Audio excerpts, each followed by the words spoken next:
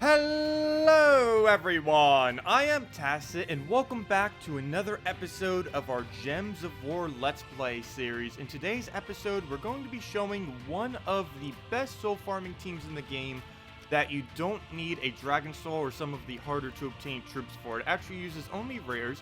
One of the main reasons I'm showing it is this account can finally do it now. I've done a full video on it that I'll probably link in the corner, but we're going to be reviewing that again because we can actually do it now. The main things you'll need is to get silver, or all the following to level 10.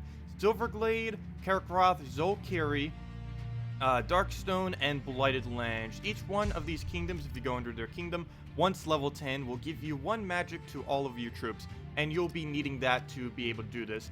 Then you just go to Divinian Fields, you'll easily have that. Just click the fight on the first challenge and use this team. It's set to a +2 red, +1 yellow, -1 brown banner. As far as troops, we have triple Warlock and a Valkyrie. You can easily get the trait stones for your Warlock simply from completing Broken Spire, which pretty much everyone has.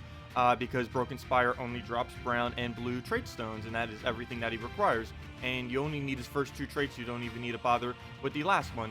Valkyrie, you can have completely untraded. It would be a little bit better if you could have her fully traded for the Warder Link, but it is not mandatory to do so. One of the other reasons why I'm showing this now is we actually have the 25% bonus, which is making this even easier. I believe we can easily do this without the 25% bonus, but of course, if it is a 25% bonus week, or if he somehow has 50% bonus, those would of course make it even easier to do it earlier on in the game. So keep an eye out for any human or mystic bonuses, because you may be able to use it prior to actually having enough damage. You do need him able to do 21 damage. We'll actually have exactly enough because of the Water Spirit to automatically one-shot everything.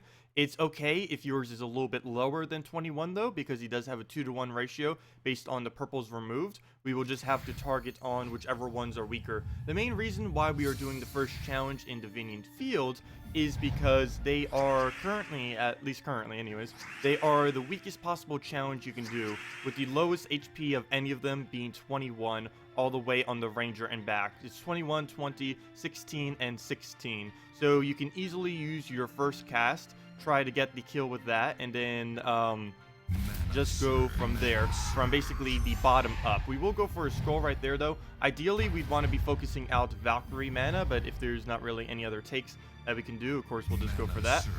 One really good thing, as long as one of them surge, we will be able to get that up in 2 turns. Even if none of them surge, as long as you have the double red banner, you'll be able to get it with 2 reds. It doesn't even matter if either of those two happen to do a surge. So right here, we'll just get rid of some green. We don't actually use that color. And as I said, we just go from the back up. Of course, if you had a lower damage, you then use the 2-to-1 boost ratio on all these purples. You can see we're getting 1, 2, 3, 4 additional damage. So we could actually have 17 damage right now on our magic, and it would still be enough to kill. Even if we didn't have that 25% this week, it would be enough. But of course, with this 25%, one of the main reasons I'm showing this is because now it's more available to a lot of people, since you can do it at a lower amount. But of course, just aim at the last one first. You then aim at the second to last one, because you'll want to use those purples that you have. As you can see, we already got 2 additional purples. That will be 1 additional damage. Now we have 2 additional damage that we can now use to kill that out if we happen to have been a little bit lower than 21. But of course, that 21 is putting us to make sure, even if there's 0 purples, we would have had enough to be able to kill out absolutely everything on his team. But that's the general premise of it. Ideally, we would want to try to get a second Valkyrie off. That doesn't exactly always happen, but we'll just go through that, and then we'll get a lot of souls at the end of this. One thing I actually forgot to do, which we should probably go do, and just do this one more time, is, of course, if you happen to have it, I do sometimes forget to switch them. Whenever you're doing soul farming like this, if you happen to have it, you will want to switch over to the Celestial Armor, as that will give you 100% bonus instead of a 50. The main thing that's helping us to get so many additional souls on all of these battles is the fact that every single one of them has a Necromancy, which is giving us 50% extra souls at the end of every single battle. So we'll head right back into this, and hopefully we'll be able to get a Valkyrie right off the start. We can get a little bit of our mana, we can get a lot of blue, so a pretty good board setup. Actually, we can get 2 of them up right here and now. Won't be able to get a Valkyrie up yet, but we will be able to get the early killing.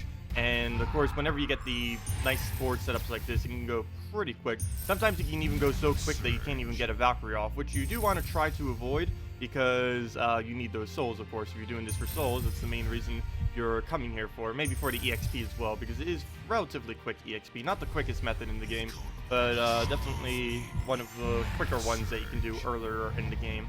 But yeah, as soon as you have all the magic kingdoms, as soon as you have them to about ultra rare, epic, or legendary, you can pretty much do this. And pretty much anyone can double trait him, since you get all of these trait stones you need for it from Broken Spire right at the beginning. So we'll use this, hopefully get some more Valkyrie mana so we can get a lot of souls in this. Yes, we do. Perfect. So we'll just take that skull, go for a red if it'll give us one. Yep, perfect. Nice alignment on everything. Use the Valkyrie again on anything that would give an extra turn. And of course, ideally, this is how it's going to go every single time. Of course, this only happens about a third of the time. Other times, it goes more like the first battle that we did, where we're kind of like shuffling to try to get mana and stuff like that. And wow, if they were still alive, we would have gotten a third Valkyrie in there. That one was a little bit lucky.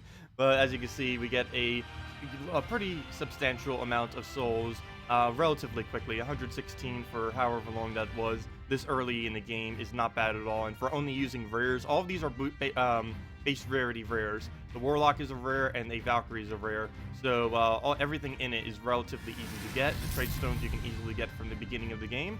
And a Valkyrie you can just find at a random gold or glory key. Well, both of them you can find in a random gold or glory key. And before we end up ending this out, let's just see what our glory keys are. Speaking of glory keys, let's see what we actually get from ours. And we do get a new troop. We ended up getting a werewolf. This is kind of nice because, of course, we already had the common of the villager. He deals damage to an enemy and then converts all purple gems to blue and then transforms back into a villager. He's actually pretty tanky if you have him fully leveled up, because you can just keep going back and forth between a villager and a werewolf. And as long as they don't skull spam you, you can pretty much keep doing that and just have an infinite tank up front. He doesn't have much durability to it unless you happen to get his agile, which is pretty expensive, so I wouldn't advise doing it. But you don't really need any traits on him, but using him as just a general tank is pretty good if you need a brown related tank and you don't have something like a Gargultha or something yet. Werewolf is actually a pretty good alternative to that. But yeah, that'll wrap it up for this video. I hope this was helpful. If you guys have any other questions, feel free to leave it in the comment section below. We have 3 random event keys I forgot to do and nothing good from it. But anyways, thank you all so much for watching and have a wonderful day.